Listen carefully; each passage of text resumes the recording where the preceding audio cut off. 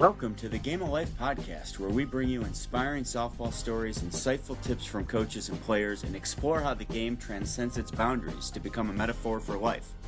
Whether you're a sports enthusiast, a casual fan, or someone just looking for inspiration, you're in for a treat. We'll unravel the tales that go beyond the scoreboard. Discover how perseverance and hard work on the field translates into resilience in your daily challenges. Learn about teamwork, leadership, and the unwavering spirit that fuels success, not just in sports, but in the game of life.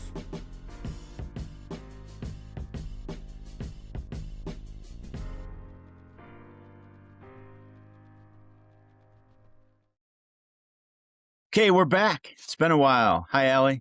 Hey, how we doing? You like my shirt? I've heard of that camp. If anybody doesn't have a video on it, says Game of Life 24/7. I've heard a lot of good. Yeah, I've heard a lot of good things about it. There was a July 8th camp that we were part of. Hey, we're doing something right if you've heard of it. Just kidding. But yeah, we had our first camp. It went really well. A lot of high energy, a lot of good feedback. And, we're planning some more for the future. So we'll definitely have more to share on that. But it was really cool to kind of see it come to fruition and see a ton of these girls show up ready to work hard and learn from all aspects and everything about the game of life. So it was really cool. Yeah, and we used, this wasn't set in stone, but we used a 65-35 ratio where a lot of softball, but a lot of game of life lessons involved. And it was really good. And boy, it even turned when we did a lot of the softball skill sets, you could see kids really thinking about why we're doing it, not just going through the motions. It was awesome. So we got a couple more planned, hopefully soon to be announced. But yeah, what are we going to talk about tonight? All right. So topic for tonight, I'm thinking about, we're kind of in the transition period. Travel season's ended. New travel seasons are starting. I know one thing, and this isn't the topic for tonight, but it blows my mind every year. It seems like travel tryouts get sooner and sooner every summer. And it's just crazy to me. There's really no gap in between. But I want to talk about tonight the concept of trying too hard. And I'm going to explain what I mean by that. So I think in life, sometimes we grip onto things a little too hard or we lack perspective. And I think we've all seen that athlete before where you kind of look at them and we're like, whoa, they just need to relax. And I kind of want to dig in tonight on what do we mean by that? Because I think we've either had coaches or we've personally said it or our parents have said, you just need to relax out there. You just need to have fun, trust your training. So we're going to talk about what that means. And we're going to kind of use it as like the trying too hard trap. So I'm going to kind of stop there as we do, and I'll let you run with that. What are your thoughts? Well, it's funny. When you said you just got to relax, nowhere in the history of the world has any human being ever relaxed when someone says you have to relax, right? Yeah, and I think it does the opposite, actually. Yeah, and, when you're talking about trying too hard right off the bat, I don't know if people were thinking athletes, but I wrote down parents and coaches. I think the only people that really don't try too hard during games and travel sports is the grandparents. But yeah, they're there. They're there, and they probably have the most perspective, obviously, right? And they're the most grateful. But let's start with athletes because if you're, are we going a travel route or just sports in general, or how do we want to do this? Just sports in general. Okay. I mean, if you're on any sports team, or even if you're competing on any type of team, or even an individual sport like tennis or golf, you're putting a lot into it and it means a lot to you, or you wouldn't take said percentage of your day to train. So now the trick is when it really matters, meaning you're keeping score against other people or teams, it's very easy to try too hard, and it makes sense. So how do you get yourself to stop trying hard? It's a trap, like you said. So one of the things that's interesting to me, and this has just always been something that kind of blows my mind, is, those athletes where, and I'm going to take a softball swing for an example, but it could be a golf swing, it could be anything. In the cage, their swing is flawless. Like they could teach other people, it's a textbook swing, but for some reason when they get in the game, it looks like a totally different swing or a totally different player. And that's kind of the concept I'm thinking about tonight is what changes in their mind when they go from that cage swing to the game swing. And to me, that's what we're talking about tonight is like that trap of trying too hard. So, funny story for me, I was in college actually, and one of my coaches, I was just at practice one day and I'm swinging, and she's like, hold on, hold on, hold on. She calls me over and she's like, I need you to try less. And I was like, what are you talking about? Every coach in my life is right. You always hear, try harder, work harder. And it was so funny because what she meant was you're just like, I can see your muscles so tense. Like you're not being fluid in your swing because everything is just so tight. I can see your wheels spinning in your head. She was like, I'm picturing smoke coming out of your ears. Like I can just tell you're thinking about too many things at once. And I think, sometimes we realize that about ourselves, but I think sometimes when we look at other athletes, that's the type of stuff that you see. And that was the first time in my career I really took a step back and was like, wow, sometimes and it's not a physically try less. I hope everybody listening right now understands that you should always be trying your best physically, but it's just sometimes we need to take a step back with the number of things that we're thinking about because the reason that we practice is so that we can trust our training in a game, right? I think one analogy that I use is school, right? So we study so that we know all of the information on the test. When you get to the test, you don't change the information, you just trust the things that you studied. And I feel like for sports, you kind of have to apply that same analogy. But I know it's hard. I mean, I struggled with it. And obviously, now that I'm out of it, of course, I have the perspective. But that's half the reason we do this podcast is to hopefully share those things with those of you going through it now.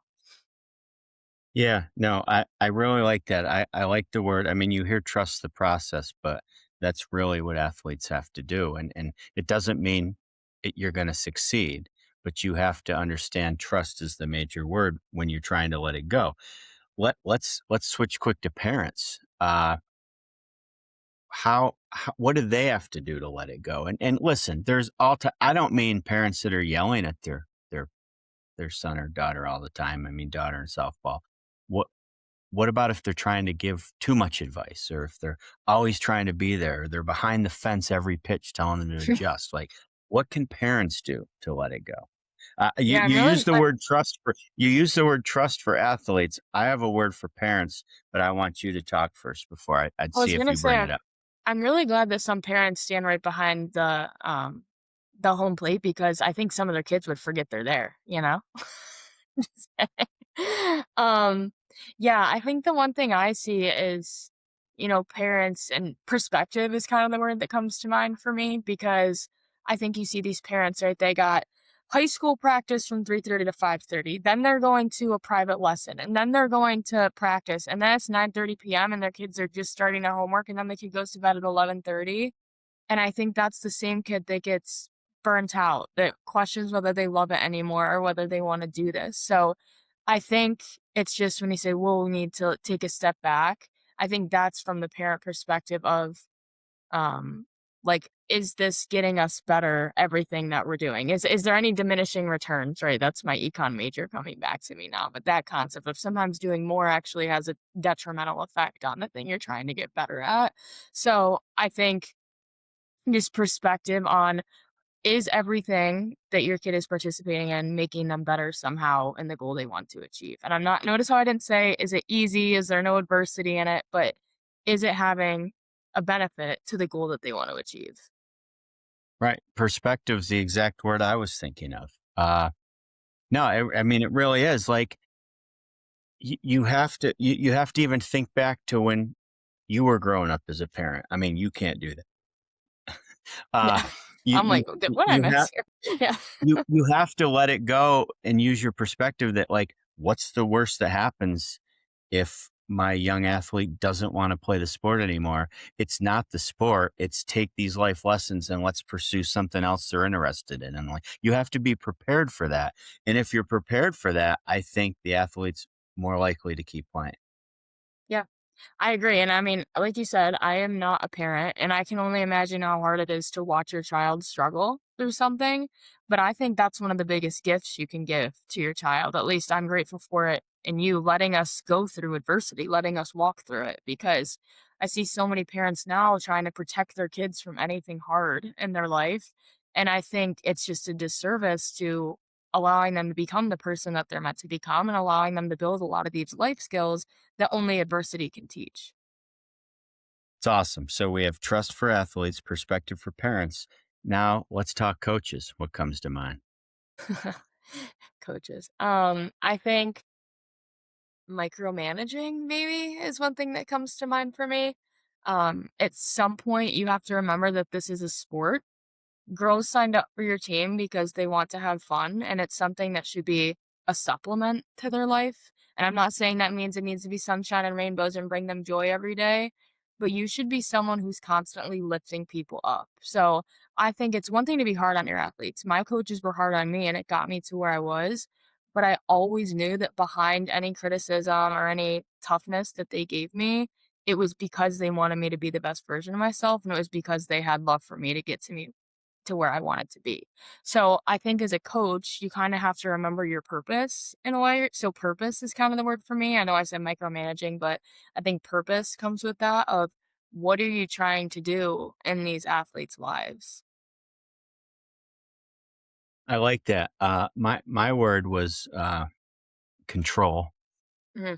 and you know, you can control practices, you can control every aspect of practice, but you also have to really take feedback from people and be able to change the things you want to control. And then in games, of course, there's not a lot you can do except build them up during a game. You can sub people out. You can't tell them which pitch to swing at, even though I've seen that. You know, Yeah. you can't overanalyze and have paralysis by analysis with every play and every swing. You can't state the obvious when a mistake's made. And I like the purpose, and I like the meaning, and I like the fact that uh, you just try to lift them up and try to give them confidence, especially when mistakes are made. Yeah, I think, being on the coaching side of things now, I can say this. Sometimes I tell my girls, like, the stress I feel as a coach is so different than the stress I ever felt as a player because I actually have no control over what's happening on the field. I mean, I do in the sense that, I've helped them prep to be there. But in terms of actually swinging the bat, catching the ball, throwing the ball, like, I have no control over anything that's going on. So my sole job is to lift them up and make them think they can do it. Right? So that's not belittling people. It's like my method is never screaming at people. I'm always, and don't get me wrong, I've raised my voice a few times, any of the girls who I've coached that are listening here. But for the most part, like my job is to lift them up and give them confidence in those games. And I feel like as a coach, when I say purpose, that's kind of the thing I'm trying to remind coaches out there of because it's really easy to get frustrated with your players. And again, like I said, that definitely happens. But just take a step back and make sure if you ask any of the girls on your team, like, what's your coach's purpose in coaching? It shouldn't be winning. It shouldn't be control. It should be something along the lines of making us get better. She or she just really loves the sport. So I think that's always a good reflection question. Like if someone asked your players why they think you coach, what would their answer be? I like that. And, when you're a parent, the stress is so much more than when you're a coach inside the dugout for the same reason. It's crazy how, again, you talk about perspective in all three categories. I want to get back to diminishing returns because I love that when you brought that up. And very simply put, correct me or add to what I'm going to say. Diminishing returns is that there can come a point in time where if you keep adding and working harder, or adding another factor of production, but I don't want to get into the economics of it. But if you keep doing something harder and harder and add more time or practice harder or do more of it, there actually comes a point in time where it gives you a negative result instead of actually helping. And I think that's probably the most important thing about letting it go. I see today with the fear of missing out, not only does a player want to play their sport all year round or feel they should, they're also weight training and agility training and watching video of their swing, and then heaven forbid you're playing multiple sports and you have to switch over and do that, but then you have to do all the other stuff for said number one sport. There comes a time where your body's going to break down or you're mentally going to break down or you're going to get burnt out.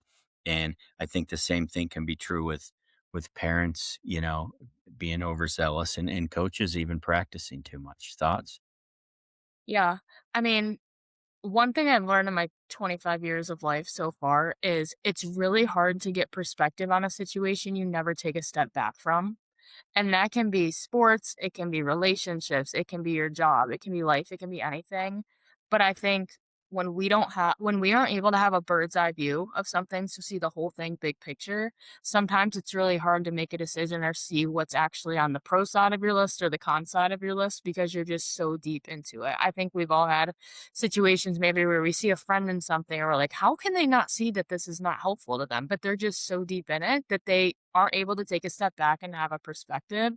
And I think, one thing that comes to mind for me is after a softball season's over, any sports season you play, one of the first things everybody does is what? They take a break for like 2 weeks. Why is that, do you think? I think it's because they need to step back and they need right? It's, "Well, I've been doing this a lot. I need to rest my body. I need to rest my mind. I need to get new perspective." And the one crazy thing to me, and I've seen it so many times, is that girls come back, like, to hit with me, and they're like, "I haven't hit in 2 weeks, whatever." The thing we were working on for 3 months is a little bit better than it was 2 weeks ago when they ended, and they haven't even swung in 2 weeks. So, it's crazy to me, and I'm not saying this to say, "Oh, don't hit for 2 weeks," but I think sometimes taking a step back is okay, and I kinda relate it to if you're physically injured, someone says, "Hey, you need to rest that," like, just take a beat, right? On the sideline, you're gonna get a new perspective, all this stuff. If your swing or something, whatever you're doing, just feels really, really off, maybe take a step back for 2 days and then come at it. I mean, nonetheless, it might not be physically fixed, but you're gonna have a new mental perspective on the situation. I was just gonna mention, like, small breaks or mental breaks. For example, it's never one thing. I get it if you go 3, 4 days without doing something, but you can even go one afternoon without doing it, or you can go a couple hours without doing it, that's why you have weekends in the work world so people can reset. Yeah, we're not made to do something every single day, and it doesn't have to be a couple weeks like you said, it could even be a day that makes a big difference. Now, for the girls out there saying, "Oh, all I've learned from the Game of Life podcast today is that if I stop hitting, it's gonna make me a better hitter." That's not what we're saying. So, No. the other approach to this, right, is I mean, the definition of insanity by the book is, like, doing the same thing over and over and expecting a different result. So, sometimes when we're doing something, right, and I'm gonna take the softball swing, but it could be a golf swing or whatever, basketball shot, whatever you're doing as an example, if you're doing the same drills every single day with no changes and you're not happy with the outcome you've had for, I would say maybe like 2, 3 weeks, maybe change up some of the drills that you're doing because it's going to make you think different. So, one thing I always used to do in college when I was struggling, I would go to the cage by myself or with a teammate. I would go through my swing at literally snail speed off the tee to figure out what part of my swing felt weird, and then I would do drills to fix that part. The other thing I would do is, like, we had this huge mirror in our batting cages at school. I would go stand in front of the mirror and I slow through my swing because if one of my coaches was like, "Hey, this looks weird," and I couldn't feel it yet. I mean, if you can't feel something, it's kind of hard to fix it. So the first step is making sure that you can identify what's wrong. So if you're someone out there who's kind of a perfectionist, like I was, and your answer was, "Well, I need to work harder. I need to do everything." That's okay to physically keep going at the thing you want to get better at, but you have to change your approach to it if you want a different result, if that makes sense. No, that makes perfect sense. And I wanted to reiterate with what you said where, oh, just don't try. When No, I know. things are going when things are going well, you're probably less likely to let it go or take a break because you're in the groove. I think what I'm trying to say is it's when the grinds happen, it's when the frustration happens, it's when the slumps happen, it's when things are bad. Sometimes it's okay to step back. That's what you need for the perspective and to not worry as much about control and then to trust what you're doing. So that's a great point you brought up. We're not saying don't try. We're Yeah. saying sometimes it's okay to take a step back because of, well, what I said earlier, diminishing returns. And I think Final thought. I was gonna say yeah, perfect. The other thing I was gonna say too, I wanna hear your thoughts on, and we've talked about this before, but this is why you have to have other things that you love doing in your life because for me, right, when I was in college, I had school, I had social, I had softball, I had all these other pieces of who Allie Richmond was. And some days, right, when school wasn't going well, softball was my outlet where I didn't have to think about school. Other days, softball wasn't going well, and school or social was my outlet where I didn't have to think about softball. So when we say take a step back, that doesn't mean sit home and do nothing. It means go pour yourself into other things in your life that are important to you that allow you to not think about the thing that you're having a hard time getting a perspective on in that moment. So I think that's just important to keep in mind too that taking a step back, I don't see as passive. I see that as an action. You're deciding to take a step back and do something else that's gonna give you perspective in the long run to get. That's an important to mention because in this age of social media and comparisons and being around everybody 24/7 because of phones, it's gonna give the illustration to some that maybe it seems like you're not trying, but in reality, you're just leaning on other interests. Mhm. Mhm. So I think if you're someone who has an area of your life right now, you're like, wow, I just can't get perspective on this. I want you to think of something you can do as an action to take a step back from it, not a passive, well, I'm just going to stop for a few days. I almost want you to think of that as something you're doing, not something you're not doing. I love it. Take action that way, and then I think it's okay to let people understand that's what you're doing. It's not that you're not trying. I just need to shift gears for a day or 2 or a week, or maybe it's a month if you're injured. Who knows, depending on the situation, but that you can't just keep doing the same thing all the time.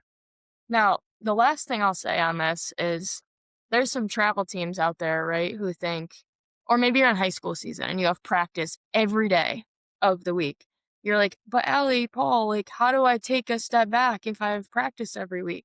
And that's why I wanted to mention that other piece of do a different drill, slow yourself down. You can actively still do things differently with your approach because when you get into high school season, or maybe you're playing in college right now, like you do practice every day and you can't just say, hey coach, like I just need some perspective, so I'm not going to come to practice for 3 days.